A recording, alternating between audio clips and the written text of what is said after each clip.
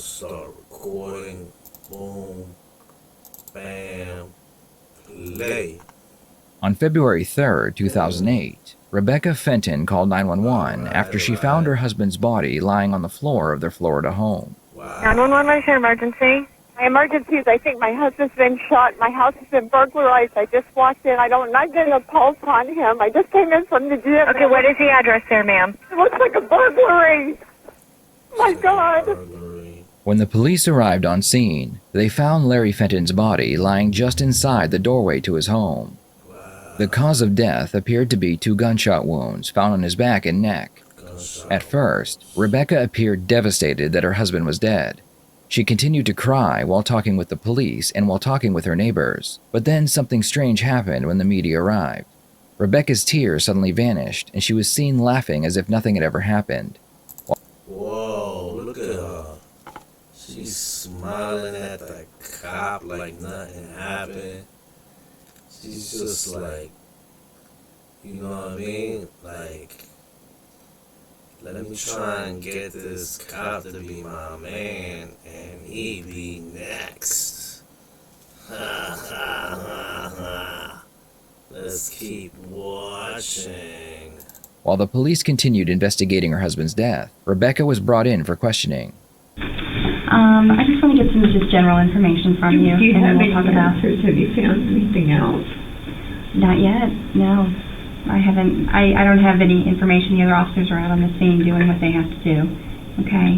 The lady said that it was going to take some time. Yes, it will. It usually, forensics comes out there, they do the processing, and It really doesn't matter if he's gone. so, but the more evidence obviously we can get, processing the scene, the better it will be and the quicker it will be to capture who's done this. Good. Okay? Okay. Do we have an idea? Anything? The neighbors?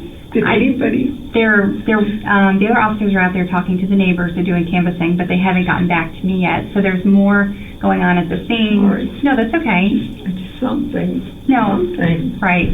Well, once we're done talking, then I can report back to the scene. I think she's scared that somebody saw her doing something. You know what I'm saying? I think she's crying because she knows she about to get caught. I mean, you know what I'm saying? That's just what I think. That's the reality of it.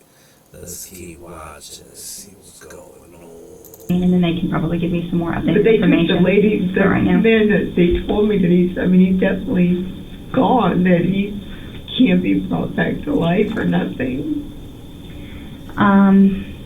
I know.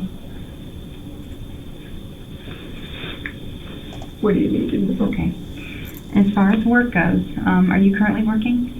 I do a little bit of modeling for Bright House, but I wouldn't consider it work. Okay. I do a lot of charity work. I'm going to break my anonymity. I'm in Alcoholics Anonymous. I've been sober 3 years. Okay. And I do a lot of work with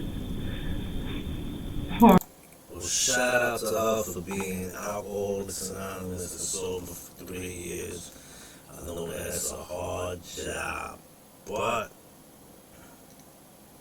maybe she was withdrawing when she killed this dude. I don't know. Hey, I didn't say she did it yet. I don't know, but she looking kind of guilty to me. Guilty and filthy. are in rehab, so Okay. I don't work, but Okay. Do you have an agent? do you have an angel? No, an agent for your modeling career. I have a friend. Okay. So it's like private. You're not with an agency. Okay. Do you have an angel? When this Oh my God! She thought she asked her, do you have an angel? She probably like, yeah, I'm gonna need all the angels to help me get through this murder I committed. Yo, it's crazy. Angels would help, but anyway, you know what I'm saying? It's lady crazy.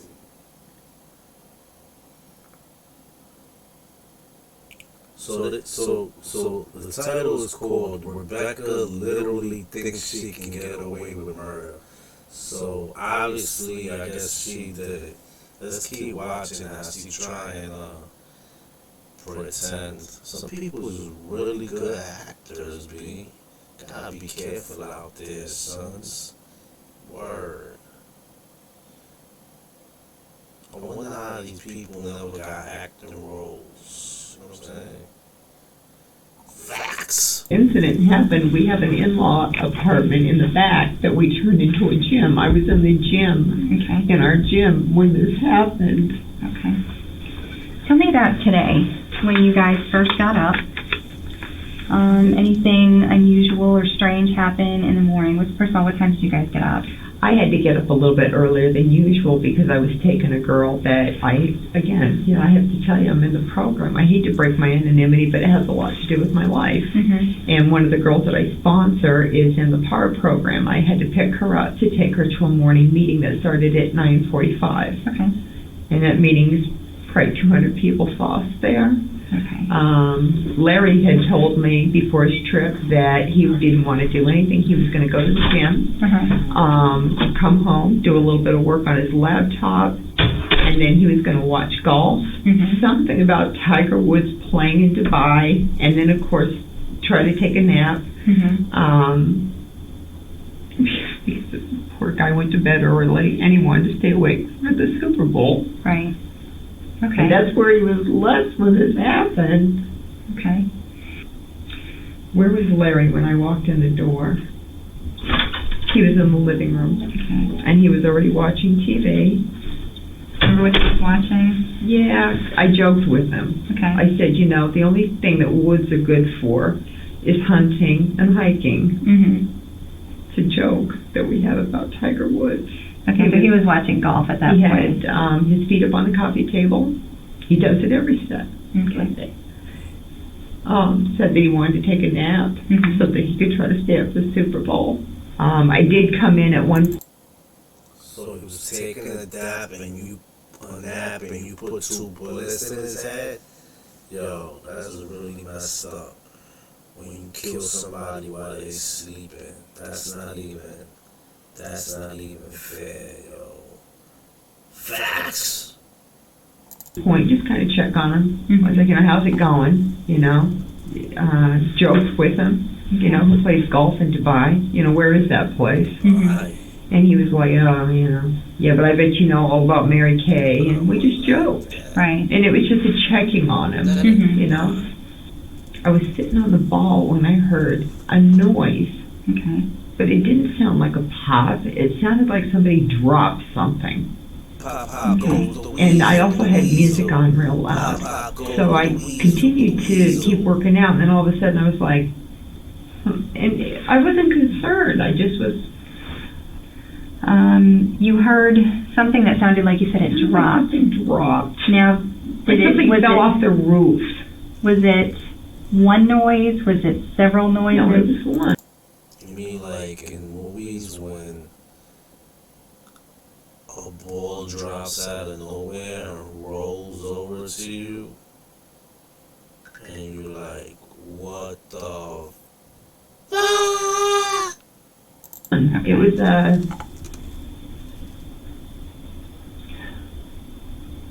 it sounded like something fell off the roof. Okay. And I kept on doing my sit-ups. And then I realized, I was like, let me go check on him. But it wasn't because of the noise. Periodically, we just check on each other. Mm-hmm. Okay. From the gym, what route did you take? Walked into the back door. Okay. Periodically, I check on each other. When you live with each other, how do you check on each other? You automatically see each other, right? All day, like y'all know y'all in the same house. Why do you gotta check on each other? Like, you know what I'm saying? Heck to get that check, I understand. But, like, you don't gotta check on someone. I mean, you see each other, you feel each other, you hear each other. Like, Hey, babe, what do you want for dinner? Hey, you want to watch a movie? Hey, blah, blah, blah, blah, blah, blah. I don't get it. I don't get it. This lady's talking too much. Sons, word, talking too much. Facts. My husband was laying in the foyer. Okay. There was blood everywhere. He was laying face down. Okay. Is the back door open or shut? Do you mean open, not locked? Open, standing open. No, it was shut, but it was not locked. Is the front door locked? The front door was not locked unless he got it to lock it, which I doubt because I walked out the front door to go out to my car and grab some where and when and some pamphlets on some sponsorship for AA earlier. And Larry wouldn't get up and lock the front door. He'll do all that at night. Do you guys normally leave your doors open, unlocked? Not the front door, no. Okay. The front door is set up so that when you,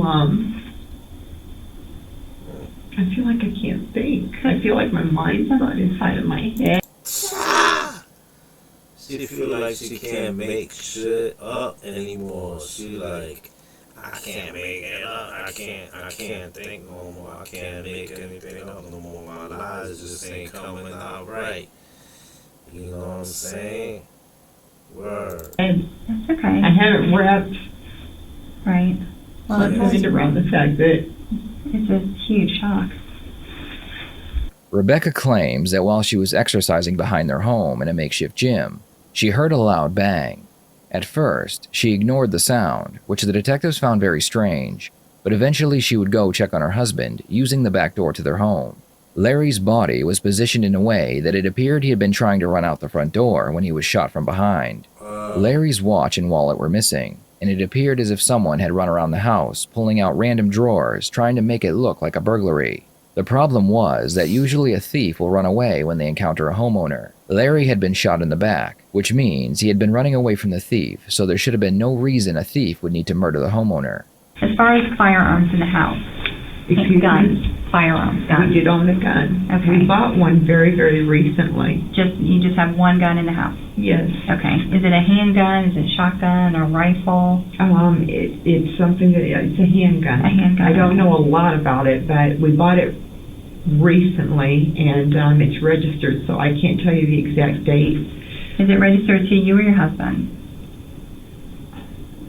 Don't quote me. I think Larry told me that it was legal for both of us to use, but only if we used it in the house. Okay. Like I couldn't put it. There you go. Boom. Jackpot. She just ran herself out. Let's fast forward a little bit. See what this is getting to. Any value in the house?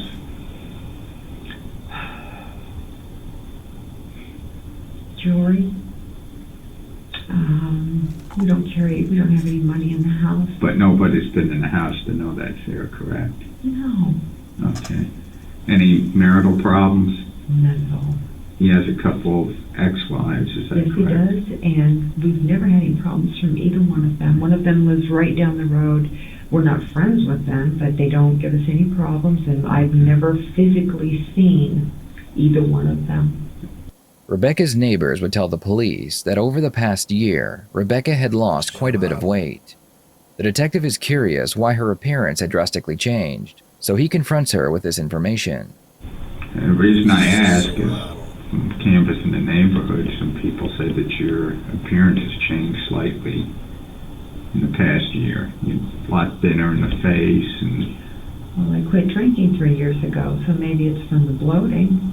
But I've always weighed 122 pounds, and I fluctuate between 120. but you were bloated before. Is that Bloated in the face from drinking alcohol, yeah. okay?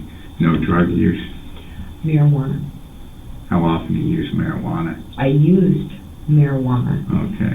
My sobriety date is 2/17 of 2005. I am clean and So sober. you're an all over. alcoholic, Mhm. and you use And I marijuana. use marijuana. Drugs are not a part of my story besides that at all. Okay. My husband did not drink. That's not true. Once in a while, he'd be out on a trip or something, and he would have a beer. But my husband couldn't tolerate. He couldn't drink. He couldn't tolerate it. The detective asks Rebecca to go through her day again so they can compare her story with the first time she told it. They ask Rebecca about any phone calls she made, and that's when she tells them she made a phone call using her cell phone while she was working out in her gym. The inconsistency here is that previously, Rebecca claimed she had to go to her car to get her cell phone so she could call 911, but now she is saying that she had her cell phone on her while she was working out. Unfortunately, the detectives don't pick up on this piece of information. Did you get any phone calls during that time period you were home, or make any phone calls? Did I make any phone calls? No, I did get a phone call from a girl that I sponsor, and I told, as a matter of fact, I was in the gym when I got the call. Is there a phone in the gym, or she called your cell phone? She called my cell phone. Okay. And I said to Gail, I said, is this important? Do you think you're going to drink? Are you having any problems? What are your thoughts and feelings? She goes, no, I'm just checking in with you. Okay. And I said, listen, I'm working out right now. That's the same girl you were with earlier? No, this is a different one. So it was just a quick conversation while you were in the gym? Yeah, it was like, you're going to drink? If you're not going to drink, and, you're not flipping off the walls and flipping in or whatever, and everything's okay, I do care, but let me finish my workout and I'll give you a call. Right, okay. She look like she having a drink right there. Look at that. She look like she's sipping in a bottle or something. You know what I'm saying? Still hasn't lost that drinking style, that, you know what I mean? Know what it is. Are there any other phone calls today that came or went from After you? I came home?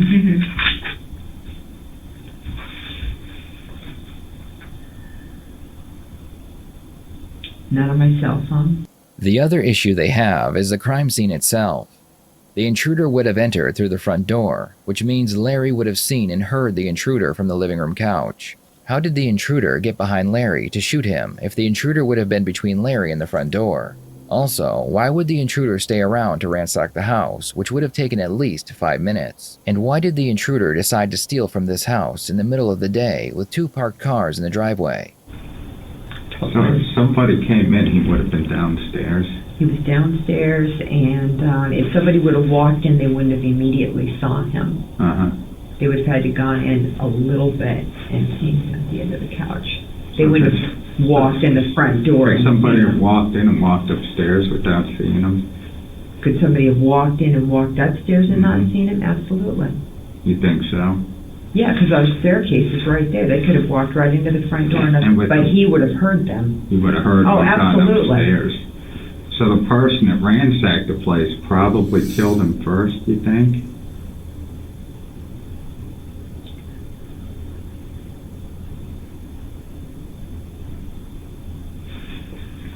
You put my husband's bed. I'm sorry.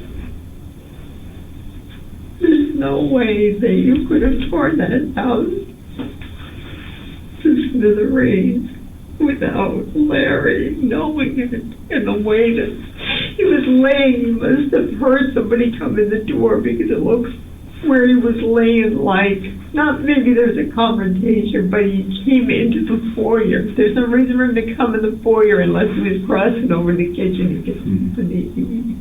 I'm just trying to understand this. What type of person would shoot somebody, make that noise, and then take time to ransack a house? I don't know. I can't answer that. I have no idea what happened. And I didn't hear. And you didn't hear the car leave? No. Where was his car at in reference to where you were? My car's parked here, and he's parked here. In the dirt? Yeah, he gets to park in the dirt, I get the driveway. Sometimes he'll bring it around. They really tore the house up? What'd you say? They really tore your house up? I didn't look that well. Knocked things over, knocked over big items, tipped things over? Yeah, it looked like the living room, the stereo system had been knocked over. I can remember that. Drawers pulled out. But nothing was taken? The stereo was still there? The TV was still there? From my antique store. We've got 3 pieces. It could be somebody's retirement, for God's sakes. And that was still there? There were paintings in there that are worth $17,000 to $25,000. This person didn't know they were antiques. This person is you. You know what I'm saying? Because you know what you own. And obviously, I think there's some sort of life insurance thing. You know how you got those couples when you kill the man, he has a large life support money or whatever, life insurance, whatever. Then when he dies, you get all the money or something like that. I think that's something like that. I think this is what it is. You know, let's fast forward a little, you know what I mean? See what's going on over here. It looked like blood. I didn't see wounds. I saw blood on his clothes. What color was his sweater? It was a white, grayish sweatshirt. Dark or light? It was light.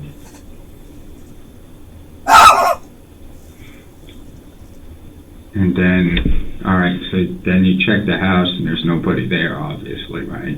Right. So why'd you leave your husband there? To call the police. Should I have stayed with him and There was put him in my lab? There was no phone in the house, or There was a phone in the house. We're just trying to understand why you did what you did. Okay. Did he say anything? Could you see his chest rising and falling? Did you tell if he was breathing? No, but I thought that he might be alive because his eyes were open. And I bent down. I was like, Larry? Did he make any sounds? No. At any point? No.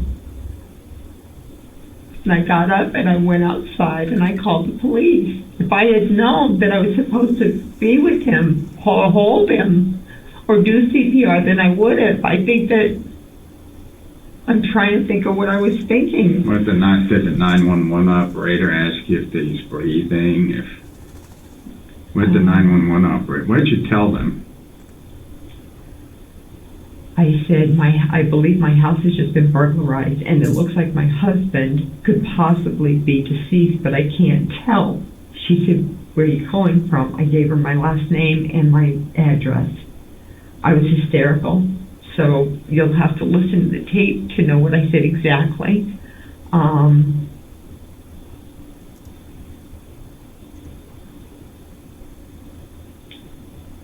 I didn't think it was wise for me to touch him, to get blood on me, to turn him over, to do anything like that. Wow, you guilty? Oh, you guilty of something, miss? Because it seems like you guilty or something. What do you mean you didn't want to get blood on you? You shot him from far away. And you didn't want to make the scene any worse. Right? You didn't want to look any guiltier. I thought that would just either make things worse for the scene. I didn't know if anybody was still in my house the first time when I found him. I guess if you guys would have shown up and I would have had blood all over me, I guess it might have incriminated me. I did think that he might still be alive. You were already incriminated. Honestly. Facts. You know what I'm saying? Let's fast forward a little bit. See how this ends up. You know what I mean? Word to the bird. You're telling me a neighbor tells me the Jeep wasn't there. And didn't you say you took your keys off the counter? I took the keys off the breakfast counter. Why wouldn't they have taken them? They're out in the open. And take the Hyundai. The Hyundai Hyundai's clearer, a better car. It's closer. It's right there. So I guess I'm just a little concerned that there's some questions here that aren't making sense to me. They're not making sense to us either. Okay. And you're hoping maybe you could shed some light on it. I don't know how I could. Rebecca was released and she was told she was not allowed to go home for several days. This made Rebecca very angry and she demanded to be allowed to go home, even for just a few minutes. The police held firm and she was forced to stay with a close friend. The following day, the investigators decided to search her car that was sitting in the driveway. Under the driver's seat, they found a man's watch and the murder weapon. The gun was registered to Larry, and it was the same one Rebecca was talking about during her interview. Testing confirmed that it was indeed the weapon that was used to kill Larry, but there were no fingerprints found anywhere on the gun. The detectives decided not to confront Rebecca, at least until they had more evidence tying her to the murder. This decision would lead to the case remaining unsolved for over 5 years. During this time, Rebecca tried to get her husband's very large life insurance policy, but because there were so many unanswered questions, the insurance company refused to pay it out. Rebecca would begin to struggle with her bills, and then one day she received a notice from the bank telling her they would be foreclosing on her home. Strangely enough, not long after receiving this letter, Rebecca's home would go up in flames. Because the fire department could not figure out how the fire began, Rebecca received a very nice insurance payout. Not long after the fire broke out, the police would arrest a petty thief named Alfred Noland. Alfred realized he was about to break his parole, so he told the police a story about a woman named Rebecca Fenton. Alfred claimed that he had lived and dated Rebecca for a short time, and he remembers that she was struggling to pay her bills. Alfred claims that while he was living with her, a fight broke out between them about money. During the fight, Rebecca grabbed a kitchen knife and threatened Alfred with it. She told him she would kill him, just like she did Larry, if he didn't get her more money. With Alfred's testimony, the police had enough to bring Rebecca in for another interrogation. This one would only last a few minutes. As soon as Rebecca realized what was happening, she demanded a lawyer. Unfortunately for her, they already had an arrest warrant signed by a judge, so Rebecca was officially charged with murder. Prosecution believed that after her workout, she came inside where Larry was watching TV from the couch. She then went upstairs, grabbed the gun, and went back downstairs to confront Larry. As soon as Larry had seen the gun, he got up and ran to the front door. Rebecca then fired the weapon at her fleeing husband. From there, Rebecca believed that all she had to do was stage a burglary and put a few items into Larry's vehicle, but then she ran out of time and had to abandon the vehicle a few blocks away. She then runs back home and washes the gun residue off her hands. Realizing she was out of time, she hides the gun under her seat, thinking that later she can dispose of the gun properly. The evidence that they had, paired with Alfred's testimony, was enough to convince the jury she was guilty. Rebecca received life in prison without the possibility of parole for first-degree murder. I'd love to hear your thoughts on this case. Was Rebecca set up? That was crazy. That was crazy. That was crazy. See, I knew it had something to do with some life insurance. You know what I mean? That was basically it.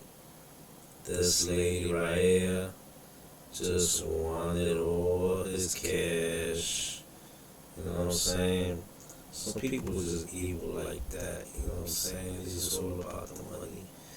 When, you know what I'm saying? They just, they lost. You know, they've been broken so many times, and they're just out for the money.